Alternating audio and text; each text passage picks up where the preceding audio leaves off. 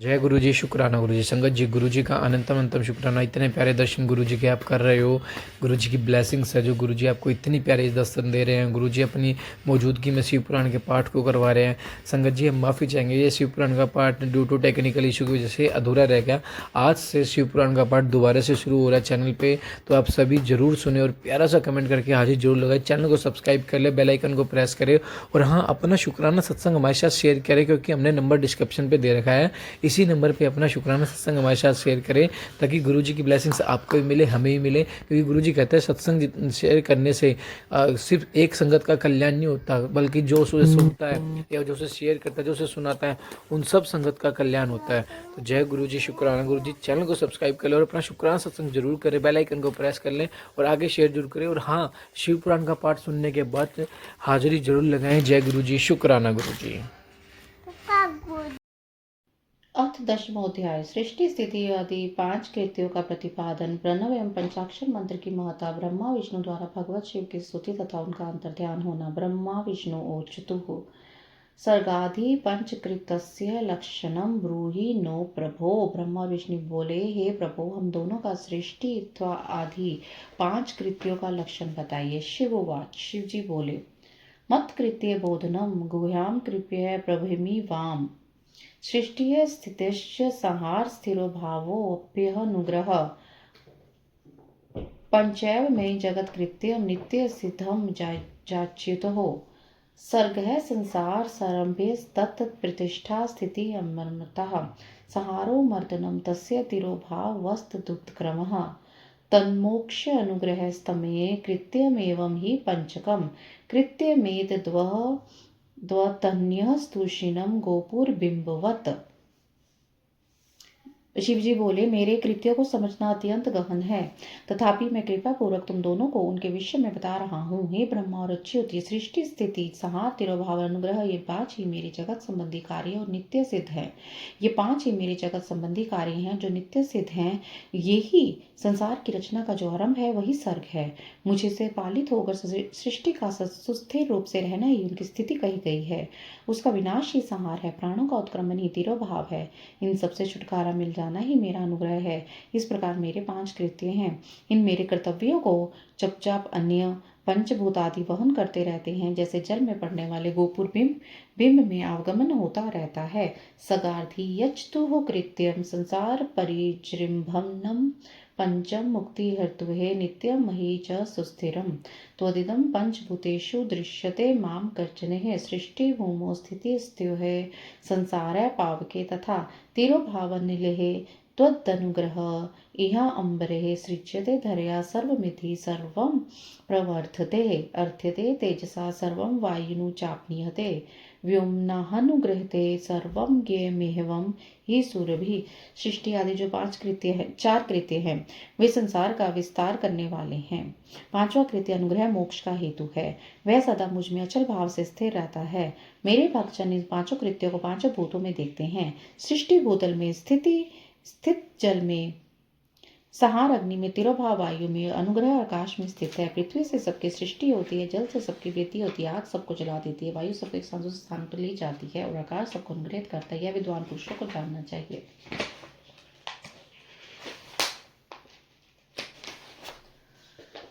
पंचकृत्यमिदं पूर्णं ममास्ति मुख पंचकं चतुर्विक्षु चतुर्वक्त्रं तन्मध्ये पंचम मुखम् युवाभ्यां तपसा लब्धमेत्कृत्यं सुतो सृष्टिस्थित्याविदं भाग्यमत प्रीतदतिः प्रियं तथा रुद्रमहेशाभ्यमन्यत्कृत्यद्वं परम अनुग्रहाख्यं केनापि लब्धुमहं नैव ही शक्यते। इन 5 कृत्यों का भार वहन करने के लिए ही मेरे 5 मुख हैं। 4 दिशाओं में 4 मुख हैं और इनके बीच में 5वां मुख है। हे पुत्रो, तुम दोनों ने तपस्या करके प्रसन्न हुए मुझ परमेश्वर से भाग्यवश सृष्टि और स्थिति नामक 2 कृत्य प्राप्त किए हैं। ये दोनों तुम्हें बहुत प्रिय हैं। इसी प्रकार मेरे विभूति स्वरूप रुद्र और महेश्वर ने 2 अन्य उत्तम कृत्य संहार और तिरोभाव मुझसे प्राप्त किए हैं, परंतु अनुग्रह नामक कृत्य कोई नहीं पा सकता। तत्सर्वं पौविकम कर्म युवाभ्यम काल विस्मृतम न तद्रुद्रमहेशाभ्यां विस्मृतं कर्म तादृश्यं रूपे वेशे च कृत्ये च वाहने चासने तथा आयुधाधो च मत्साम्यहमस्माभिस्तकृते कृतम् मध्ययान विराधवत्सो मूढ़्यं वामेवागतं मज्ज्ञाने सतीमैवं स्यान्मानव रूपं महेश्वत तस्मान्ज्ञान सिद्धार्थम मंत्र ओंकार नाम कर्म इतः परम प्रजापतम मामकम मान भंजनम। उन सभी पहले के कर्मों को तुम दोनों ने समय अनुसार भुला दिया। रुद्र और महेश्वर अपने कर्मों को नहीं भूले हैं, इसलिए मैंने उन्हें अपनी समानता प्रदान की है। वे रूप, वेश, कृत्य, वाहन, आसन और आयुध आदि में मेरे ही समान हैं। हे पुत्रों, मेरे ध्यान से शून्य होने कारण तुम दोनों में मूढ़ता आ गई। मेरा ज्ञान रहने पर महेश के समान अभिमान और स्वरूप नहीं रहता। इसलिए मेरे ज्ञान की सिद्धि के लिए मेरे ओंकार नामक मंत्र का तुम दोनों जप करो, वह अभिमान को दूर करने वाला है। उपादेशम निजम मंत्र मंत्रो अंकार मुरम मंगलम ओंकारो मन्मुखाजघ्ये प्रथम मत प्रबोधकः वाचको यमहं वाच्यो मंत्रोऽहं हीं मदात्मकः तदानुस्मरणं नित्यं ममानुस्मरणं भवेत्। पूर्व काल में मैंने अपने स्वरूपभूत मंत्र का उपदेश किया जो ओंकार रूप में प्रसिद्ध है। वह मंगलकारी मंत्र है। सबसे पहले मेरे ओंकार मुख से ओंकार प्रकट हुआ जो मेरे स्वरूप का बोध कराने वाला है। ओंकार वाचक मैं वाच्य हूँ।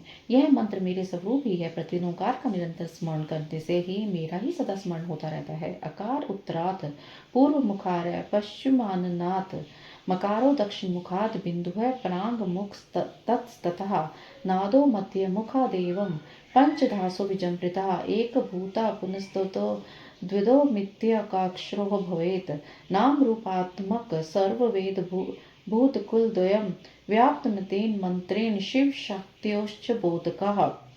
पहले मेरे उत्तरवर्ती मुख से अकार, पश्चिम मुख से उकार, दक्षिण मुख से मकार, पूर्ववर्ती मुख से बिंदु तथा मध्यवर्ती मुख से नाद उत्पन्न हुआ। इस प्रकार पांच अवयव से युक्त ओकार का विस्तार हुआ। इन सभी अवयव से अकीभूत होकर वह प्रणव ओकार नामक एक अक्षर हो गया। यह नाम रूपात्मक सारा जगत तथा वेद वर्णित स्त्री पुरुष वर्ग रूप दोनों को इन प्रणव मंत्र से व्याप्त है। यह मंत्र शिव और शक्ति दोनों का बोधक है।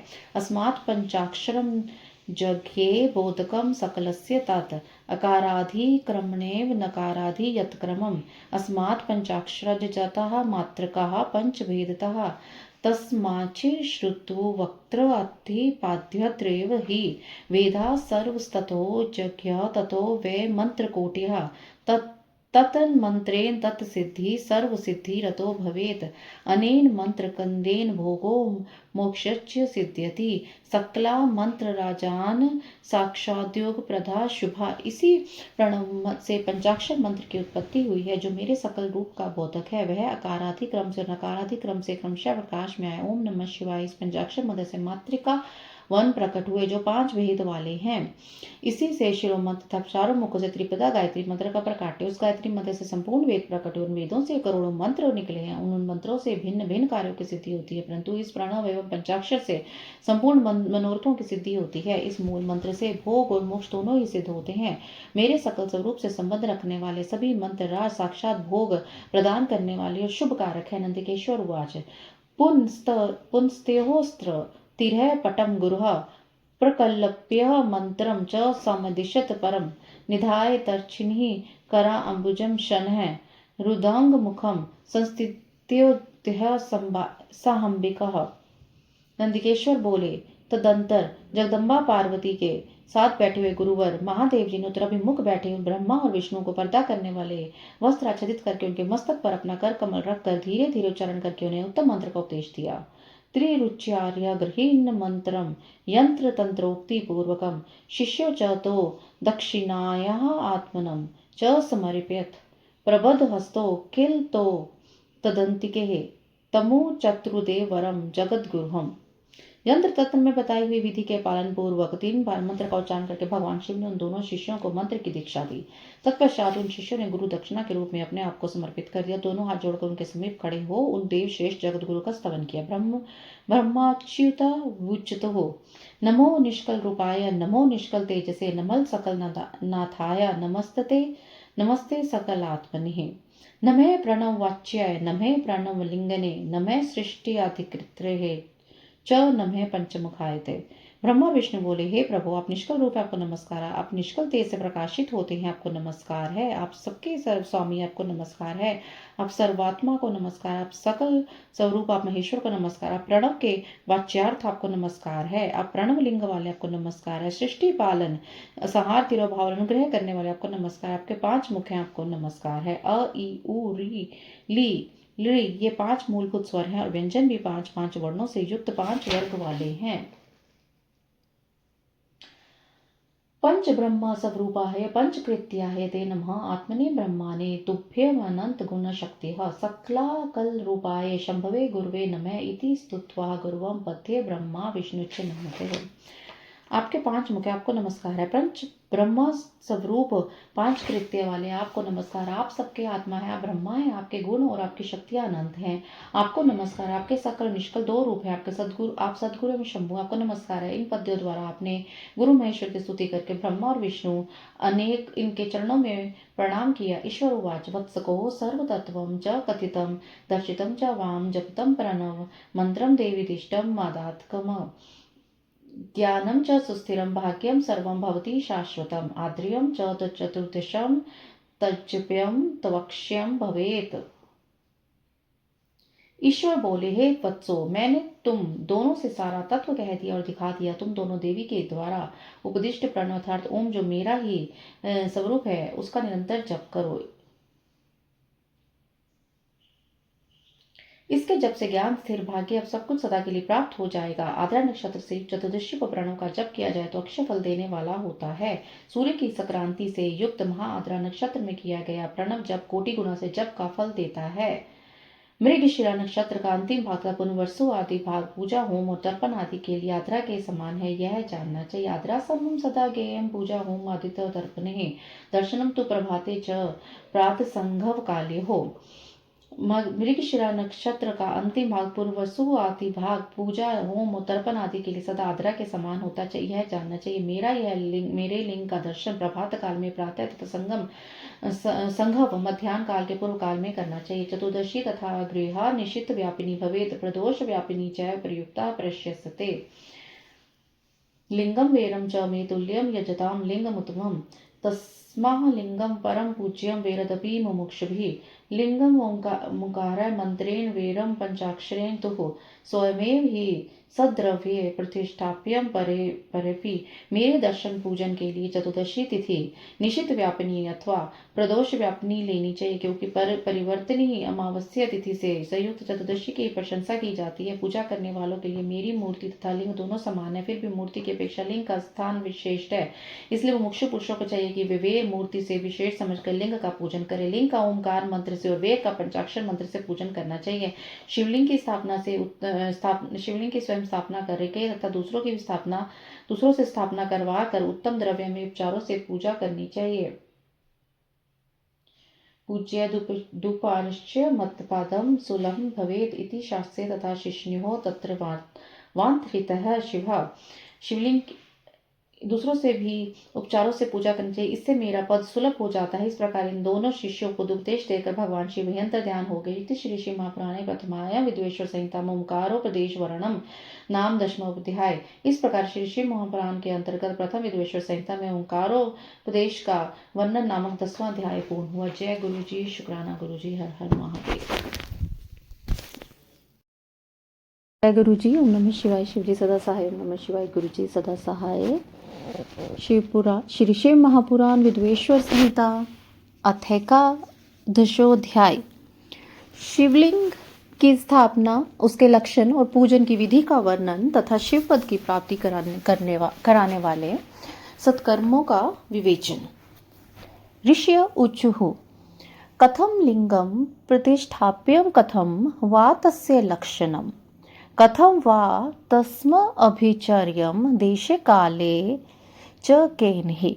ऋषिगण बोले, हे सूत जी, शिवलिंग की स्थापना कैसे करनी चाहिए, उसका लक्षण क्या है और उसकी पूजा कैसे करनी चाहिए, किस देश किस काल में करनी चाहिए और किस द्रव्य के द्वारा उसका निर्माण होना चाहिए। सूतुवाच युष्मदर्तं प्रवक्ष्यामि बुद्ध्यतां वधानतः अनुकूले शुभे काले पुण्ये तीर्थे तटे तथा यथेष्टं लिंगमोरप्यं यत्र शयानित्यहम् अर्चनं पार्थिवेन तथाप्येन तेजसेन यथा रुचि कल्पलक्षण संयुक्तम लिंगम पूजा फलम लभे सर्वलक्षण संयुक्तम सध्य पूजा फलप्रदम।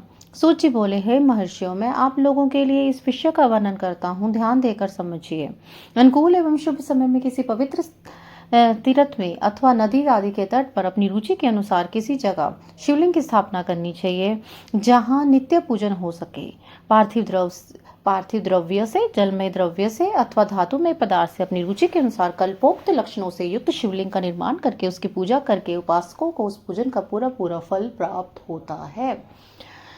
संपूर्ण शुभ लक्षणों से युक्त शिवलिंग तत्काल पूजा का फल देने वाला होता है। चरे विष्यते सूक्ष्म स्थावरे स्थूलमेव हि सलक्षणं सपीठं च स्थाप्ये शिव निर्मितम् मंडलम चतुस्रम वा त्रिकोणमथवा तथा खट्वांग वनम मध्य सूक्ष्म लिंग पीठम महाफलम।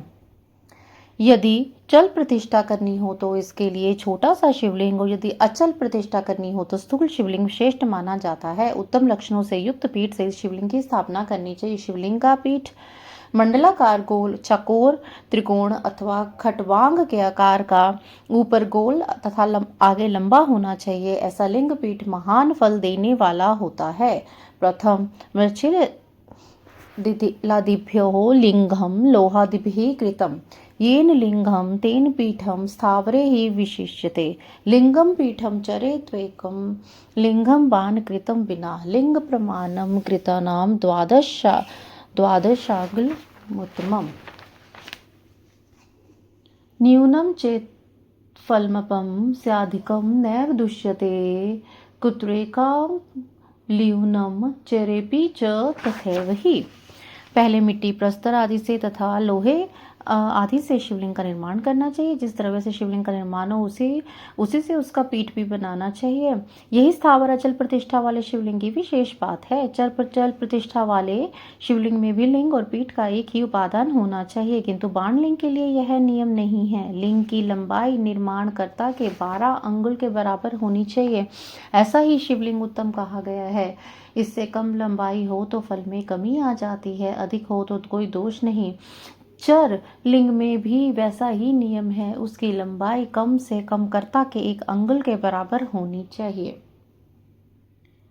आदौ विमानं शिल्पेन कार्यं देवगणयुतः तत्र गर्भगृहे रम्ये दृढे दर्पणसन्निभे भूषते नवरत्नैश्च दिग्द्वारे च प्रधानके नीलं रक्तं च वैडूर्यं श्यामं मारकतं तथा मुक्ता प्रवाल गोमेद वज्राणि नवरत्नकं मध्ये लिंगं महद्द्रव्यं निक्षेपत सह वैदिके सपूज्य लिंगं सधादिते पंचस्थाने यथाक्रमम् अग्रो च हुत्वा बहुधा हविषा सकुलं च माम् अभेच्छर्यः गुरुमाचार्यमथे कामश्चर्य बांधवं द्वधाद्वैश्वर्यमर्थिवो जड़मप्य जड़म तथा।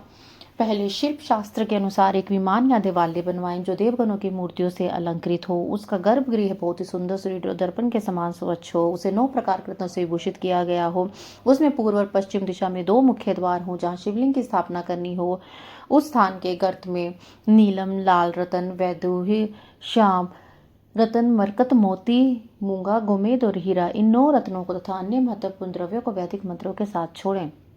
सद्यजात आदि 5 वैदिक मंत्रों द्वारा शिवलिंग का 5 स्थानों में क्रमशः पूजन करके अग्नि में अभिषेक की अनेक आहुतियां देव परिवार सहित मेरी पूजा करके गुरु स्वरूपाचार्य को धन तथा भाई बंधुओं को विलासित वस्तु से संतुष्ट करें।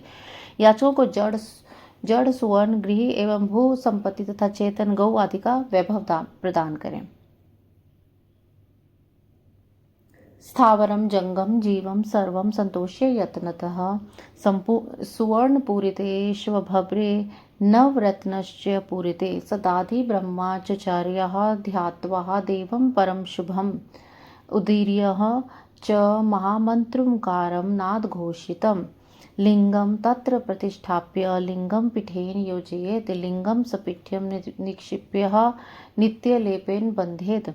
स्थावर जंगम आदि जीवों को यत्नपूर्वक संतुष्ट करके गड्ढे में सुवर्ण तथा 9 प्रकार के रत्न भरकर सद्योजात आदि वैदिक मंत्रों से का उच्चारण करके परम कल्याणकारी महादेव जी का ध्यान करे। तत्पश्चात नाद घोष से युक्त महामंत्र ओंकार का उच्चारण करके उक्त गड्ढे में शिवलिंग की स्थापना करके उसे पीठ से संयुक्त करे। इस प्रकार पीठ युक्त लिंग की स्थापना करके उसे नित्य लेप दीर्घकाल तक टिके रहने वाले मसाले से जोड़कर स्थिर रहें।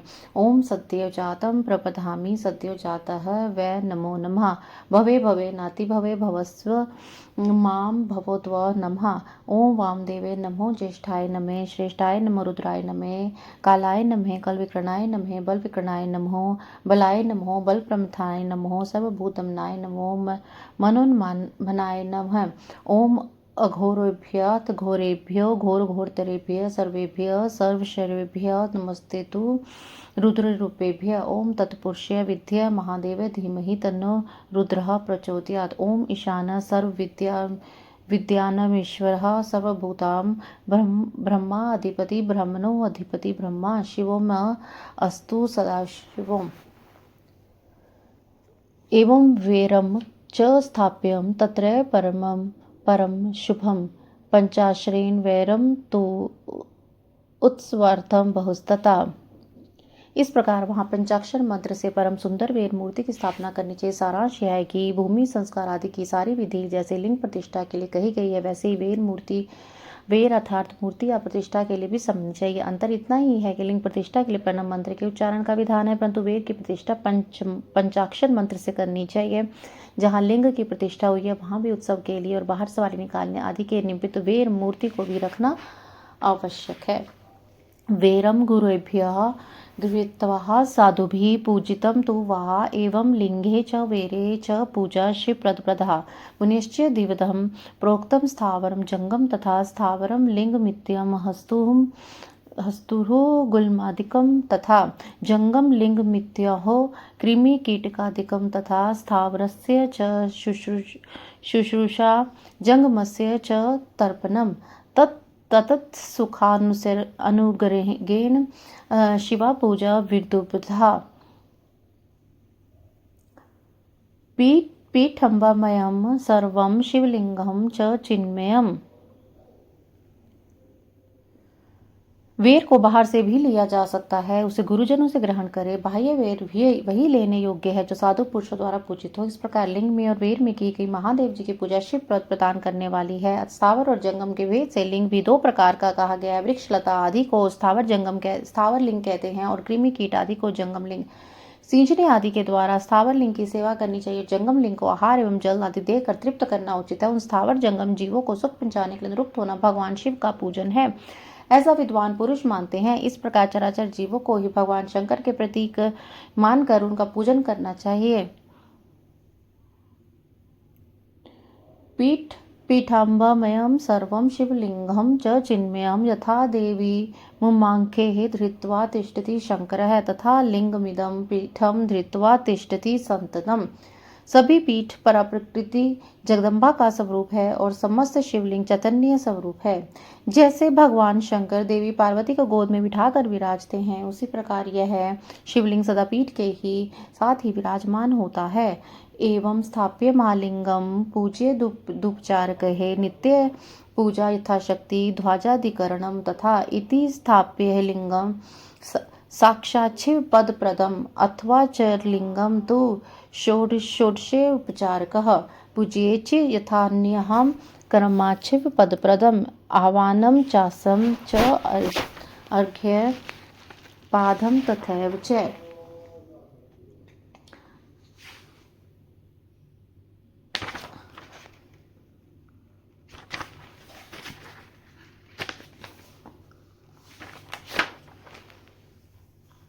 इस तरह महालिंग की स्थापना करके विविध उपचारों द्वारा उसका पूजन करें। अपनी शक्ति के अनुसार नित्य पूजा करनी चाहिए। देवालय के पास ध्वजारोपण आदि करना चाहिए। इस प्रकार साक्षात शिव का पद प्रदान करने वाले लिंग की स्थापना करें अथवा चर लिंग में षोडश उपचारों द्वारा यथोचित रीति से क्रमशः पूजन करें। यह पूजन भी शिव पद प्रदान करने वाला है।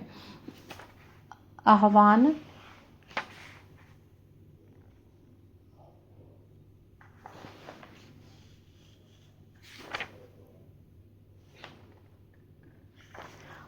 आदि करके आवान आसन अर्थेय पाध्येय वाद्योग आचमन अभ्यंग पूर्वक स्नान वस्त्र गंध पुष्प तदा चमनम चैव स्थान अभ्यंग पूर्वकम वस्त्रम गंधम तथा पुष्पम धूपम दीपम नैवेद्यम। आवान आसन अर्थेय पाद्य पदांग आचमन अभ्यंग पूर्व स्नान वस्त्र गंध पुष्प धूप दीप नैवेद्य तांबूल समर्पण निरांजनम च तंबूलम नमस्कारो विसर्जनम अथवार्धिकम कृत्वा निवदांतम यथाविधि। ये 16 उपचार हैं अथवा अर्घ्य से लेकर नैवेद्य तक विधिवत पूजन करें। अथाभिषेकम नैवेद्यम नमस्कारम च तर्पणम यथाशक्ति सदा कुर्यात् क्रम शिव पद प्रदम। इस तरह किया गया शिव का पूजन शिव पद की प्राप्ति कराने वाला होता है।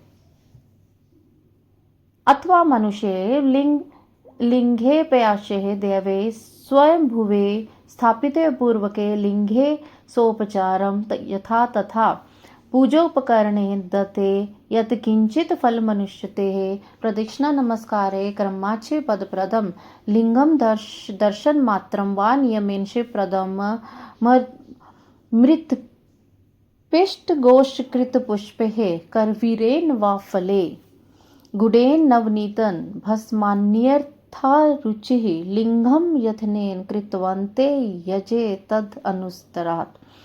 अतः किसी मनुष्य के द्वारा स्थापित शिवलिंग में ऋषियों द्वारा स्थापित शिवलिंग में देवताओं द्वारा स्थापित शिवलिंग में अपने अपने प्रकट हुए स्वयंभू लिंग में तथा अपने द्वारा नूतन स्थापित हुए शिवलिंग में भी उपचार समर्पण पूर्वक जैसे जैसे पूजन करने से पूजन की सामग्री देने से मनुष्य ऊपर की ओर कहा गया है वह सारा फल प्राप्त कर लेता है। क्रमशः परिक्रमण नमस्कार करने शिवलिंग शिवपद की प्राप्ति कराने वाला होता है। यदि नियम पूर्वक शिवलिंग का दर्शन मात्र कर लिया जाए तो वह भी कल्याणप्रद होता है। मिट्टी आटा गाय के गोबर फूल कन्नेर पुष्प फल गुड़ मक्खन भस्म तथा अन्न से भी अपनी रुचि के अनुसार शिवलिंग बनाकर तदनुसार उसका पूजन करें। अंगुष्ठाद्वपि तथा पूजमे चिंती ही केचन लिंग कर्मणि सर्वर्थ निषेधोस्ति न कर्चितः। सर्वत्र फलदाता ही प्रयासानुगुणम शिवः अथवा लिंगदानं वा लिंगमूल्यमथपि वा श्रद्धाय शिव भक्तिय दत्तम शिवप्रदम। कुछ लोग हाथ के अंगूठे आदि पर भी पूजा करना चाहते हैं। लिंग का निर्माण कहीं भी करने में किसी प्रकार का निषेध नहीं है। भगवान शिव सर्वत्र भक्त के प्रयत्न के अनुसार फल देते हैं अथवा श्रद्धा पूर्वक शिव भक्त को शिवलिंग का दान या लिंग के मूल्य का दान करने से शिवलोक की प्राप्ति होती है। अथवा प्रणम नित्यम जपेश सहस्त्रकम संध्यायोच सहस्त्रम वा गेयम शिव पद प्रदम जप काले मकरांतम मन शुद्धिकरम भवेत। समाधो मानसम प्रोक्त मुवांशु सार्वकालिकम समान प्रणव चैमम बिंदु नादयुतम विदुः अथ पंचाक्षरम नित्यम जपेद युत मदरात संध्ययोश सहस्त्रम वाग्ये शिवपद प्रदम। अथवा प्रतिदिन 10,000 प्रणव मंत्र का जप करें और दोनों संध्याओं के समय 1,000 प्रणव का जप करें। यह क्रम भी शिव पद की प्राप्ति कराने वाला सब जाना चाहिए। जप काल में मकरांत प्रणव का उच्चारण मन की शुद्धि कराने वाला होता है। समाधि में मानसिक जप का विधान है तथा अन्य सब समय उपांशु जप ही करना चाहिए। नाद और बिंदु से युक्त ओंकार के उच्चारण को विद्वान पुरुष समान प्रणव कहते हैं। यदि प्रतिदिन आदरपूर्वक 10,000 पंचाक्षर मंत्र का जप कर लिया जाए अथवा दोनों संध्याओं के समय 1,000 का भी जप कर लिया जाए तो उसे शिव पद की प्राप्ति कराने वाला समझना चाहिए। प्रणवेनाधि संयुक्तम ब्रह्मानाम विशेष्यते दीक्षायुक्तम गुरुग्राहम मंत्रम हाथ फलाप्ते है। कुंभ स्नान मंत्र दीक्षा मातृका न्यास में च ब्राह्मण सत्य पुतात्मा गुरु ज्ञानी विशेषते है। ब्राह्मणों के लिए आदि में प्रणव से युक्त पंचाक्षर मंत्र अच्छा बताया गया है। फल की प्राप्ति के लिए दीक्षा पूर्वक गुरु से मंत्र ग्रहण करना चाहिए। कलश से किया गया स्नान मंत्र की दीक्षा मातृकाओं का न्यास सत्य से पवित्र अंतःकरण वाला ब्राह्मण तथा ज्ञानी गुरु इन सबको उत्तम माना गया है। द्विजानाम च नमः पूर्वमन्येषाः च नमोन्तकम् स्त्रीणाम च केचिदन्ति नमोन्नतम च यथाविधि विप्रस्त्रीणाम नमः पूर्वमिद मिच्छन्ति केचन पंचकोटि जपम कृत्वा सदाशिव समो भवेत। एक द्वित्रिचित हो कोटयाः ब्रह्मदीनम पदम वज्रेत जपे दक्षर लक्षम वा अक्षराणाम पृथक पृथक अथवाक्षर लक्षम वा ज्ञेयम शिवपद प्रदम सहस्त्रम तु सहस्त्रणाम सहस्रेण दिनन ही जपेन मंत्राधीष्ट सिद्धि नित्यम ब्रह्म भोजनाथ। द्विजों के लिए नमः शिवाय के उच्चारण का विधान है। द्विचेतरों के लिए अंत में नम के पद की प्रयोग की विधि है। अर्थात वे शिवाय नमः इस मंत्र का उच्चारण करें। स्त्रियों के लिए भी कहीं कहीं विधि पूर्वक अंत में नमः छोड़कर उच्चारण का विधान है। अतः कोई कोई ऋषि ब्राह्मण की स्त्रियों के लिए नमः पूर्वक शिवाय के जप की अनुमति देते हैं। अर्थात वे नमः शिवाय का जप करें। पंचाक्षर मंत्र का 5 करोड़ जप करके मनुष्य भगवान सदाशिव के समान हो जाता है। 1, 2, 3 अथवा 4 करोड़ का जप करने से क्रमशः ब्रह्मा विष्णु रुद्र तथा महेश्वर का पद प्राप्त होता है। अथवा मंत्र में जितने अक्षर हैं उनका पृथक पृथक 1 लाख जप करे अथवा समस्त अक्षरों का एक साथ ही जितने अक्षर उतने ही लाख जप करे। इस तरह के जप को शिव पद की प्राप्ति कराने वाला समझ चाहिए। यदि 1000 दिनों में प्रतिदिन 1 सहस्त्र जप से क्रम से पंचाक्षर मंत्र का 10 लाख जब पूरा कर लिया जाए तो प्रतिदिन ब्राह्मण भोजन कराया जाए और उस मंत्र से अभिष्ट कार्य की सिद्धि होती है। मंत्राक्षरों का इतने धीमे स्वर में उच्चारण करे कि उसे दूसरा कोई सुन ना सके, ऐसे जप को उपांशु कहते हैं। अष्टोत्तर सहस्त्रम वै गायत्रीम प्रातरेव ही ब्रह्मास्तु जपेनितम क्रमाचे पद प्रदाम वेद मंत्राश्च सूक्तानि जपेन्यम मास्तितः। ब्राह्मण को चाहिए कि प्रतिदिन प्रातःकाल 1008 बार गायत्री का जप करे। ऐसा होने पर गायत्री क्रमशः शिव का पद प्रदान करने वाली होती है। वेद मंत्र तथा वैदिक सूक्तों का भी नियम पूर्वक जप करना चाहिए।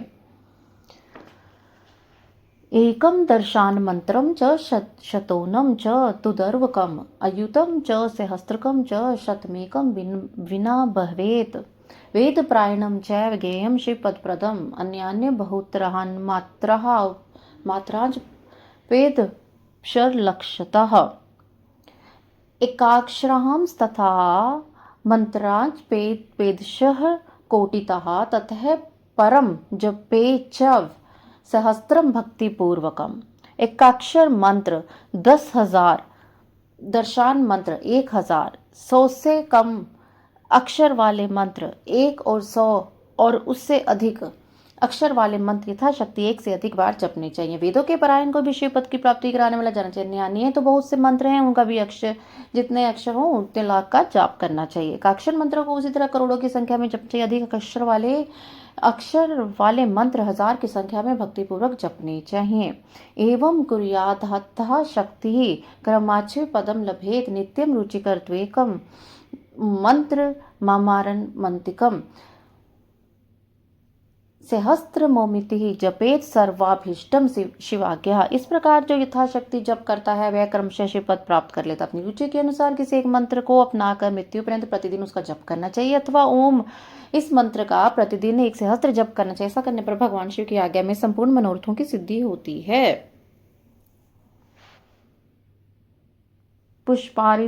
पुष्पारामधिकम वापी तथा सम्मार्जनाधिकम शिवाय शिव कार्य थे कृत्वा शिवपदम लभेत शिव क्षेत्रे तथा वासम नित्यम कुर्याच्च भक्तितः जड़ा नाम जड़ानम च सर्वेशम भुक्ति मुक्तिदम तस्माद्वासम शिव क्षेत्रे कुर्यादम रम बुद्ध है। जो मनुष्य भगवान शिव के लिए फुलवाड़ी या बगीचे आदि लगाता है तथा शिव के सेवा कार्य के लिए मंदिर में झाड़ने बुहारने आदि की व्यवस्था करता है वह इस पुण्य कर्म को करके शिव पद प्राप्त कर लेता है। भगवान शिव के लिए जो काशी क्षेत्र है उसमें भक्ति पूर्वक नित्य निवास करे। जो वे जड़ चेतन सभी को भोग और मोक्ष देने वाले होते हैं, अतः विद्वान पुरुष को भगवान शिव के क्षेत्र में मृत्यु पर्यंत निवास करना चाहिए। लिंगाद्वस्त शतम पुण्यम क्षेत्रे मानुषिके विदुः सहस्त्रार रथिनी मात्रम तु पुण्यम क्षेत्रे तात्यर्थाशके देवलिंगे तथा गेयम सहस्रार्थिमान्यतः धनुष प्रमाण सहस्त्रम पुण्यम क्षेत्रे स्वयंभिः। मनुष्य द्वारा स्थापित शिवलिंग से चारों ओर 100 हाथ तक पुण्य क्षेत्र कहा गया है तथा ऋषि द्वारा स्थापित शिवलिंग के चारों ओर 1000 हाथ तक पुण्य क्षेत्र होता है। इस प्रकार देवता द्वारा स्थापित शिवलिंग के चारों ओर 1000 हाथ तक पुण्य क्षेत्र समझना चाहिए। स्वयंभू लिंग के चारों ओर 1000 धनुष 4000 हाथ तक पुण्य क्षेत्र होता है। पुण्य क्षेत्र स्थिता वापी कुपाधम पुष्कराणि च शिवांगेति विगेहम शिवस्य वचनम यथा तत्र स्नात्वा तथा दत्वा जपित्वा हि शिवं वज्रेत् शिवक्षेत्रं श्रामित्य वसिधां मरणं तथा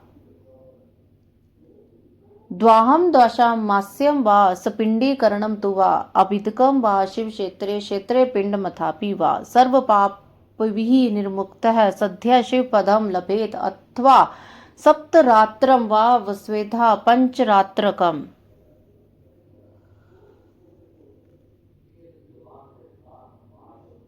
त्रिरात्रमेकरात्रं वा क्रमच्छादेव पदं लभेत स्ववर्णानुगुणं लोके स्वचारा प्राप्नुते नरः। पुण्य क्षेत्र में स्थित बावड़ी कुआं और पोखरें आदि को शिव गंगा समझना चाहिए। भगवान शिव का ऐसा ही वचन है। वहां स्नान दान और जप करके मनुष्य भगवान शिव को प्राप्त कर लेता है। तब मृत्यु पर शिव के क्षेत्र का आश्रय लेकर रहना चाहिए। जो शिव के क्षेत्र में अपनी किसी मृत्यु संबंधी का दाह दशा मासिक श्राद्ध संपिंडीकरण तथा वार्षिक श्राद्ध करता है अथवा कभी भी शिव के क्षेत्र में अपने पितरों को पिंड देता है, वह तत्काल से पापों से मुक्त हो जाता है और अंत में शिव पद प्राप्त करता है। अथवा शिव के क्षेत्र में 7, 5, 3 या 1 रात ही निवास कर ले। ऐसा करने से क्रमशः शिव पद की प्राप्ति होती है। नो उदारेण भक्त्या च तत्फलातिशयं नरः सर्वं कृतं कामनेः सद्यः फलमवाप्नुयात् सर्वं कृतकामेन साक्षाच्छिव पदप्रदं प्रातमध्याह्नं सायं स्त्रीष्वेकतः क्रमात्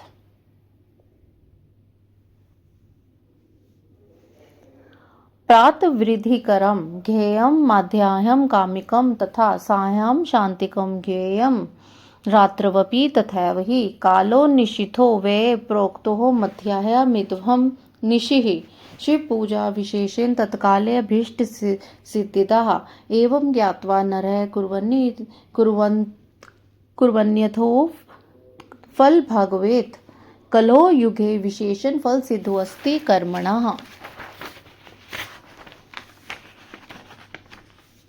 उक्तेन केंचिदिपिः हवाधिकार विभेदतः सद्वृत्ति पाप भीरुश्चे तत्फल वाप्नुयात्। दिन के 3 विभाग होते हैं, प्रातः, मध्याह्न और सायं। इन तीनों में क्रमशः एक प्रकार के कर्म का संपादन किया जाता है। प्रातःकाल को शास्त्र विहित नित्य कर्म के अनुष्ठान का समय जाना चाहिए, मध्याह्न काल से काम कार्य के लिए उपयोगी है तथा सायकाल शांति कर्म के लिए उपयुक्त है। ऐसा जानना चाहिए कि इस प्रकार रात्रि में भी समय का विभाजन किया। रात्रि के चारों पहर में भी 2 पहर होते हैं, उन्हें निश्चित काल कहते हैं। विशेषता उस काल में की कि भगवान शिव की पूजा अभीष्ट फल को देने वाली होती है।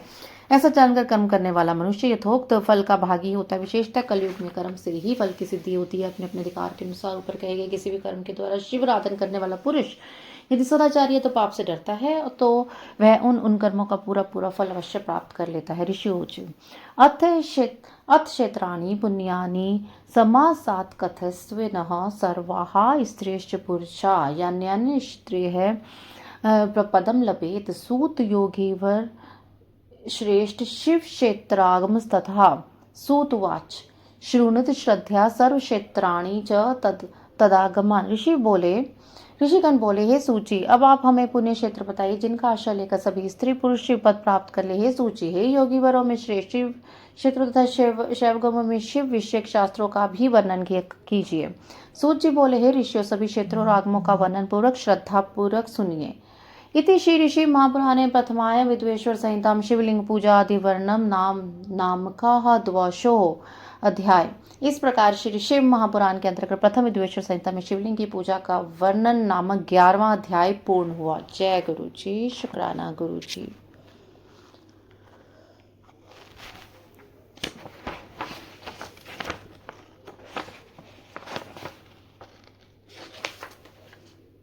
अथ द्वादशोध्याय मोक्षदायक पुण्य क्षेत्रों का वर्णन। काल विशेष में विभिन्न नदियों के जल में स्नान के लिए उत्तम फल का निर्देश तथा तीर्थों में पाप से बचे रहने की चेतावनी। शृणु त्वमृषेः प्राज्ञा शिव क्षेत्रं विमुक्तिदं तदागमस्ततो वक्ष्ये लोक रक्षार्थमेहि 50 कोटि विस्तारणः सशे लवनकाननः शिवाज्ञे हि पृथ्वी लोकं धृत्वा च तिष्ठति।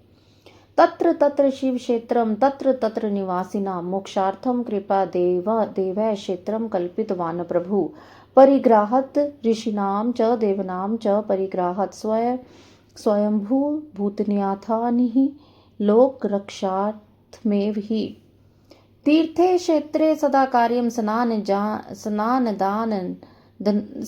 दान जन जपादिकम् अन्यथा रोग दरिद्रीय मुक्त्वाध्ययन अप्युनर्ह अथास्मिन् भारते वर्षे प्राप्नोति मरं नरः स्वयं भूस्थानः निवासेन पुनः मनुष्यः अमाप्नुयात् क्षेत्रे पापस्य करणं दृढं भवति भूसुरः पुण्यक्षेत्रे निवासे हि पापमन्वपि नाचरेत् येन केनाप्युपायेन पुण्यक्षेत्रे वसेनरः सिन्धो शतिन्दितरे सन्ति क्षेत्राण्यहने के कश्यप सूची बोले, हे बुद्धिमान महर्षियों, मोक्षदायक शिव क्षेत्रों का वर्णन सुनिए। तत्पश्चात मैं लोक रक्षा के लिए शिव संबंधी आगमों का वर्णन करूंगा। पर्वतों, वन और काननों से इस पृथ्वी का विस्तार 500 करोड़ योजन है। भगवान शिव की आज्ञा से पृथ्वी संपूर्ण जगत को धारण करके स्थित है। भगवान शिव ने भूतल पर विभिन्न स्थानों में वहां के निवासियों को कृपा पूर्वक मोक्ष देने के लिए शिव क्षेत्र का निर्माण किया। कुछ क्षेत्र ऐसे हैं जिन्हें देवताओं तथा ऋषियों ने अपना वास स्थान बनाकर अनुग्रहित किया, इसलिए उसमें तीर्थत्व प्रकट हो गया। तथा अन्य बहुत से तीर्थ क्षेत्र ऐसे हैं जो लोगों की रक्षा के लिए स्वयं प्रादुर्भूत हुए हैं। तीर्थ और क्षेत्र में जाने पर मनुष्य को सदा स्नान दान और जप करना चाहिए, अन्यथा यह रोग दरिद्रता और मुक्ता दोषों का भागी होता है। जो मनुष्य इस भारतवर्ष के भीतर स्वयंभू तीर्थ में वास करके मरता है, उसे पुण्य मनुष्य योनि ही प्राप्त होती है। हे ब्राह्मण, पुण्य क्षेत्र में पाप कर्म किया जाए तो वह भी दृढ़ हो जाता है। अतः पुण्य क्षेत्र में निवास करते समय थोड़ा सा भी पाप ना करे। जिस किसी भी उपाय से मनुष्य को पुण्य क्षेत्र में वास करना चाहिए। सरस्वती नदी पुण्य प्रोक्ता षष्ठी मुखा तथा तत्तीरे वसेत प्राज्ञः क्रमाद ब्रह्म पदे लभेत।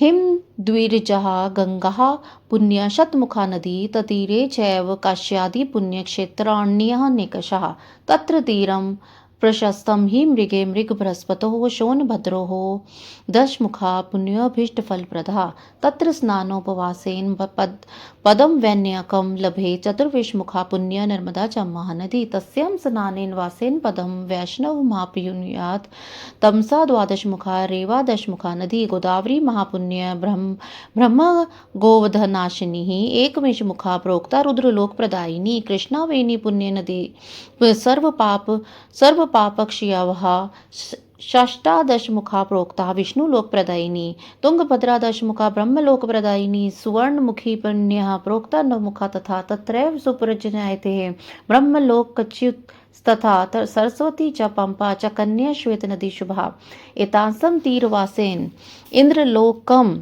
वाप्नुस्यात् सहायत्री च महापुण्य काव्रेति ही महानदी। स्वर्ण संपूर्ण सप्तविंश मुखा प्रोक्ता सर्वाभीष्ट प्रदायिनी ततीरा स्वर्गदेश ब्रह्म विष्णु पद प्रदा शिवलोक प्रधा शैव तथा अभीष्ट फल प्रधा नैमिषे भद्रे स्नान सिंधु और गंगा नदी के तट पर बहुत से पुण्य क्षेत्र हैं। सरस्वती नदी परम पवित्र और 60 मुख वाली कही गई है, अर्थात उसकी 60 धाराएं हैं। जो विद्वान पुरुष सरस्वती की उन धाराओं के तट पर निवास करता है, वह क्रमशः ब्रह्मपद को प्राप्त कर लेता है। हिमालय पर्वत से निकली हुई पुण्य सलीला गंगा 100 मुख वाली है। उसके तट पर काशी आदि अनेक पुण्य क्षेत्र हैं। वहां मकर राशि के सूर्य होने के कारण गंगा की तट पहले से भी अधिक प्रशस्त एवं पुण्यदायक हो जाते हैं। सोनभद्र नदी की 10 धाराएं हैं तथा बृहस्पति के मकर राशि में आने पर अत्यंत पवित्र तथा अभीष्ट फल देने वाला होता है। उस समय वहां स्नान उपवास करने से विनायक पद की प्राप्ति होती है। पुण्य सलीला महानदी नर्मदा के 24 मुख स्रोत हैं। इसमें स्नान तथा उसके तट पर निवास करने से मनुष्य को वैष्णव पद की प्राप्ति होती है। तमसा नदी के 12 तथा रेवा के 10 मुख हैं। परम पुण्य में गोदावरी के 21 मुख बताए गए हैं। वह ब्रह्म हत्या तथा गोवध के पाप के विनाश करने वाली अथवा रुद्र लोक देने वाली है। कृष्णवेणी नदी का जल बड़ा पवित्र, वह नदी समस्त पापों का नाश करने वाली, उसके 18 मुख बताए गए हैं तथा वह विष्णु लोक प्रदान करने वाली है। तुंगभद्रा के 10 मुख बताए गए हैं, वह ब्रह्मलोक देने वाली है। पुण्य सलीला स्वर्णमुखी के 9 मुख बताए गए हैं। ब्रह्मलोक से लौटे हुए जीव उसी के तट पर जन्म लेते हैं। सरस्वती, पंपा, कन्याकुमारी तथा शुभ कारक श्वेत नदी, ये सभी पुण्य पुण्य क्षेत्र हैं। इनके तट पर निवास करने से इंद्रलोक की प्राप्ति होती है। सह्या पर्वत से निकली हुई महानदी कावेरी परम पुण्यमयी है। इसके साथ 27 मुख बताए गए हैं। यह संपूर्ण अभिष्ट फलों को प्रदान वस्तुओं को देने वाली होती है। उसके तट स्वर्ग लोक की प्राप्ति कराने वाले तथा ब्रह्मा विष्णु का पद देने वाले हैं। कावेरी के जो तट शैव क्षेत्र के अंतर्गत हैं वे अभिष्ट फल देने के साथ साथ शिवलोक प्रदान करने वाले हैं। नैमिषे पद्रे स्नानिया मेषगे च गुरुभो रवः ब्रह्मलोक प्रदम विद्यातः पूजतिकम तथा सिद्धू नधाम तथा स्नानम सिंहे कर्कटगे रवो। नमिषारण्य तथा बद्रिका आश्रम में सूर्य और बृहस्पति के मेघ राशि में आने पर यदि स्नान करे तो उस समय वहां किए गए स्नान पूजन आदि को ब्रह्मलोक की प्राप्ति कराने वाला जानना चाहिए। सिंह और कर्क राशि में सूर्य की संक्रांति होने पर सिंधु नदी में किया गया स्नान तथा केदार तीर्थ के जल का पान एवं स्नान ज्ञानदायक माना गया है।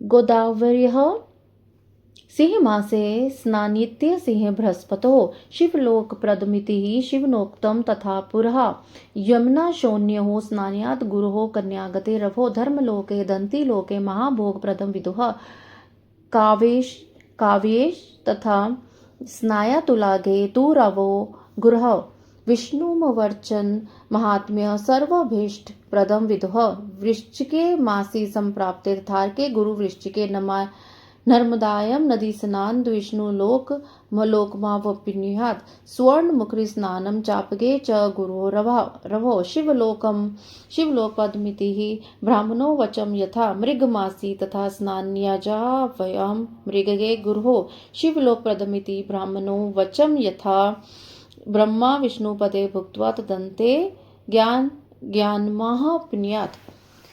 जब बृहस्पति सिंह राशि में स्थित हो उस समय सिंह की संक्रांति से युक्त भाद्रपद मास में यदि गोदावरी के जल में स्नान किया जाए तो वह शिवलोक की प्राप्ति कराने वाला होता है। ऐसा पूर्व काल में स्वयं भगवान शिव ने कहा था। यहाँ जब सूर्य और बृहस्पति कन्या राशि में स्थित हो तब यमुना और सोनभद्र में स्नान करे। वह स्नान धर्मराज गणेश के लोक में महान भोग प्रदान करने वाला होता है तथा महर्षियों की मान्यता है जब सूर्य और बृहस्पति तुला राशि में हो उस समय कावेरी नदी में स्नान करे। वह स्नान भगवान विष्णु के वचन की महिमा से संपूर्ण अभिष्ट वस्तुओं को देने वाला माना गया है। जब सूर्य बृहस्पति वृश्चिक राशि पर आ जाए तब मार्गशीर्ष के महीने में नर्मदा के स्नान करने से विष्णु लोक की प्राप्ति होती है। सूर्य और बृहस्पति के धनु राशि में स्थित होने पर सुवर्ण मुखरी नदी में किया गया स्नान शिवलोक प्रदान करने वाला है।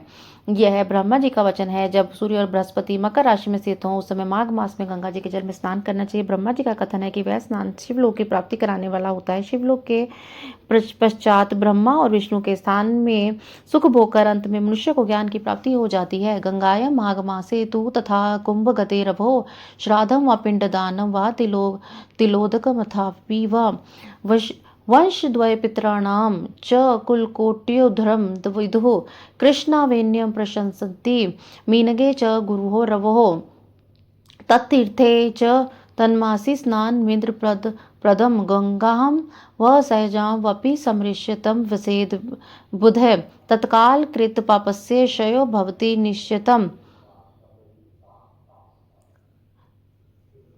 माघ मास में तथा सूर्य के कुंभ राशि में स्थित होने पर फाल्गुन मास में गंगा जी के तट पर किया गया श्राद्ध पिंडदान अथवा तिलोकदान पिता और नाना दोनों कुलों के पितरों की अनेक प्रकार की पीड़ियों का उद्धार करने वाला है। सूर्य बृहस्पति जब मीन राशि में स्थित हो तब कृष्णमयी नदी में किए गए स्नान को ऋषियों ने प्रशंसा की है। उन महीनों में पूर्वोक्त तीर्थों में किया गया स्नान इंद्र पद की प्राप्ति कराने वाला होता है।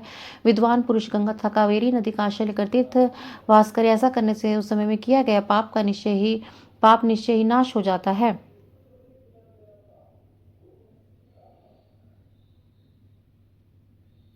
रुद्रलोक प्रदान्ये सन्ति क्षेत्राण्यकेशः ताम्रपर्णी वेगवती ब्रह्मलोक फलप्रदा तेस्तीरे ही सन्ते क्षेत्राणि स्वर्गदानि च सन्ति क्षेत्राणि तन्मध्ये पुण्यदानि च भूरिशः तत्र वसन प्राज्ञस्तादृशं च फलं लभे सदाचारण सद्वृत्तिः सदा भावन्यापि च वसेत् दयालु प्राज्ञो वै नन्यथा तत्फलं लभेत्। पुण्यक्षेत्रे कृतं पुण्यं बहुधा रिद्धि मृच्छति पुण्यक्षेत्रे कृतं पापं महदवनपि दयते तत्कालं जीवनार्थनार्थेश्च तत्पुण्यं शमिष्यतिः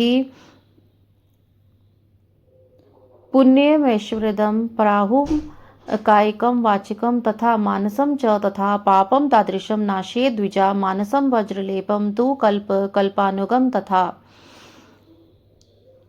रुद्रलोक प्रदान करने वाले बहुत से क्षेत्र हैं। ताम्रवर्णी और वेगवती ये दोनों नदियां ब्रह्मलोक की प्राप्ति का फल देने वाली हैं। उन दोनों के तट पर अनेक स्वर्गदायक क्षेत्र हैं। उन दोनों के मध्य में बहुत से पुण्यप्रद क्षेत्र हैं। वहां निवास करने वाला विद्वान पुरुष वैसे फल का भागी होता है। सदाचार, उत्तम रीति तथा सद्भावना के साथ मन में दया भाग रखते हुए विद्वान पुरुष को तीर्थ में निवास करना चाहिए, अन्यथा उसका फल नहीं मिलता। पुण्य क्षेत्र में किया गया थोड़ा सा भी पुण्य अनेक प्रकार से वृद्धि को प्राप्त होता है, अथवा वहां किया गया छोटा सा भी पाप महान हो जाता है। यदि पुण्य क्षेत्र में रहकर जीवन बिताने का निश्चय हो तो उस पुण्य संकल्प से उसके सारे पाप का तत्काल नष्ट हो जाएगा, क्योंकि पुण्य का ऐश्वर्यदायक कहा गया है। हे ब्राह्मणों, तीर्थवास जनित पुण्य कायिक, वाचिक और मानसिक सारे पापों का नाश कर देता है। तीर्थ में किया गया मानसिक पाप वज्रलेप होता है, वहां कई कल्पों तक पीछा नहीं छोड़ता है। ध्यानदेव ही तन्नश्यान नान्यथा नाश मृच्छति वाचिकम जप जालेन कायिकम काय शोषनात् दानाद्वन कृतं नश्येन्नान्यथा कल्पकोटिभे क्वचित् पापेन पुण्यं च वृद्धिपूर्वेण नश्यति। बीजांश च वृद्ध्यांशो भोगांश पुण्यपाप्यो ज्ञानाश्यो हि बीजांशो वृद्धिरुक्त प्रकारतः भोगांशो भोगेनस्तु नान्यथा पुण्यकोटिभिः बीज प्रोहे नष्टे तु शेषो भोगाय कल्पते। देवानां पूज्या चैव ब्रह्मणां च दानते तपोधिक्यश्च कालेन भोगा स्वयो भवेन्नम तस्मात् पापम कृत्वेव पस्तवम सुखमिच्छतः। ऐसा पाप केवल धन से ही नष्ट होता है, अन्यथा नष्ट नहीं होता। वाचिक पाप जब से तथा कायिक पाप शरीर को सुखाने जैसे कठोर तप से नष्ट होता है। धनोपार्जन में किए हुए पाप दान से नष्ट होते हैं, अन्यथा करोड़ों कल्पों में उसका नाश नहीं होता। कभी कभी अतिशय मात्रा में बढ़े हुए पापों से पुण्य भी नष्ट हो जाते हैं। पुण्य और पाप दोनों का बीजांश, वृद्ध्यांश और भोगांश होता है। बीजांश का नाश ज्ञान से, वृद्ध्यांश का ऊपर लिखे गए प्रकार से, तो भोगांश का नाश भोगने से होता है। अन्य किसी प्रकार से करोड़ों पुण्य करके भी पाप के भोगांश नहीं मिट सकते। पाप बीज के अंकुरित हो जाने पर, उसका अंश नष्ट हो जाने पर भी शेष पाप भोगना पड़ता है। देवताओं की पूजा, ब्राह्मणों का दान तथा अधिक तप करने से समय पाकर भी पाप भोग मनुष्य के सहने योग्य हो जाते हैं। इसलिए सुख चाहने वाले व्यक्तियों को पापों से बचकर ही तीर्थवास करना चाहिए। इति श्री शिव महापुराणे प्रथमायां विद्वेश्वर संहितां शिव क्षेत्र वर्णनम नाम द्वादशोऽध्याय। इस प्रकार श्री शिव महापुराण के अंतर्गत प्रथम विद्वेश्वर संहिता में शिव क्षेत्र का वर्णन नामक 12वां अध्याय पूर्ण हुआ। जय गुरु जी।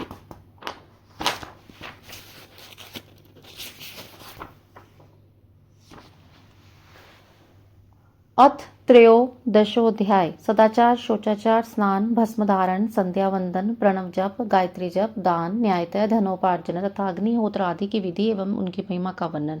ऋषि उचुः सदाचारं श्रावयाशु येन लोकांचयेद बुधा धर्मान् धर्ममयानुब्रूहि स्वर्ग नारकदास्तः। ऋषिगण बोले, हे सूची, अब आप शीघ्र ही हमें यह सदाचार सुनाइए जिससे विद्वान पुरुष पुण्य लोकों पर विजय प्राप्त कर लेता है। स्वर्ग प्रदान करने वाले धर्म में आचार तथा नरक का कष्ट देने वाले धर्म में आचारों का भी वर्णन कीजिए। सूतवाच सदाचार्युतो विद्वान ब्राह्मणो नामतः वेदोचार्युतो विप्रो होतिर्हेक्यवान् द्विजः अल्पचारो अल्पवेदश्च क्षत्रियो राजसेवकाः किंचिदाचारवान् वैश्यः कृषि वाणिज्य कृत था शूद्र ब्राह्मण इत्युक्तः स्वमेव ही कर्षकः असूयः परद्रोही चंडालः द्विज उच्यते। सूजी बोले, हे ऋषि, सदाचार का पालन करने वाला विद्वान ब्राह्मण ही वास्तव में ब्राह्मण का नाम धारण करने का अधिकारी है। जो केवल विदोक्ताचार का पालन करने वाला है उस ब्राह्मण की विप्र संज्ञा होती है। सदाचार, वेदाचार तथा विद्या, इनमें से एक के गुण पर युक्त होने पर उसे द्विज कहते हैं, जिसमें स्वल्प मात्रा में आचार का पालन देखा जाता है, जिसने वेद अध्ययन का बहुत कम किया है, तथा जो राजा का सेवक, पुरोहित, मंत्री आदि, उसे क्षेत्रीय ब्राह्मण कहते हैं। जो ब्राह्मण कृषि तथा वाणिज्य कर्म करने वाला है, कुछ कुछ ब्राह्मोचित आचार का भी पालन करता वैश्य ब्राह्मण है, तथा जो स्वयं ही खेत जोतता, हल चलाता, उसे शूद्र ब्राह्मण कहा जाता है। जो दूसरों के दोष देखने वाला और परद्रोही है, उसे चंडाल द्विज कहते हैं। पृथ्वी पालको राजा इतरे क्षत्रिय मतः धन्याधिक्रह वान्वैश्य इत्रो वनिंगुच्यते। ब्रह्म क्षत्रिय वैश्यानाम शुश्रूषा शूद्र उच्यते। कृषको वृषलोहो गेयम इतरे चैव दस्यवे। इसी तरह क्षत्रियों में भी जो पृथ्वी का पालन करता है वह राजा है। दूसरे लोग राजतत्वहीन क्षत्रिय माने गए हैं। वैश्य में भी जो धन्य आदि वस्तुओं का क्रय विक्रय करते हुए वैश्य, दूसरों को वाणी कहते हैं। जो ब्राह्मणों, क्षत्रिय तथा वैश्यों की सेवा में लगा रहता है वह शूद्र कहलाता है। जो शूद्र हल जोतने का काम करता है उसे वृषल समझना चाहिए। शेष शूद्र दस्यु कहलाते हैं। सर्वो हुष प्रांग मुखश्च चिंतेश देवपूर्वकान धर्मार्थस्य तत्कलेशनायम च व्ययमेव च। इन सभी वर्णों के मनुष्य को चाहिए कि वे उषा काल में उठकर पूर्वाभिमुख हो। सबसे पहले देवताओं का, फिर धर्म का, पुनः अर्थ का, तदंतर उनकी प्राप्ति के लिए उठाए जाने वाले क्लेशों तथा आय और व्यय का भी चिंतन करें। आयु द्वेषश्च मरणम पापम भाग्यम तथैव च व्याधि पुष्टि स्तहा शक्ति प्रातरुत्थान दिक्फलम। प्रातःकाल उठकर पूर्व, अग्निकोण, दक्षिण आदि 8 दिशाओं की ओर मुख करके बैठने पर क्रमशः आयु, द्वेष, मरण, पाप, भाग्य, व्याधि, पुष्टि और शक्ति प्राप्त होती है।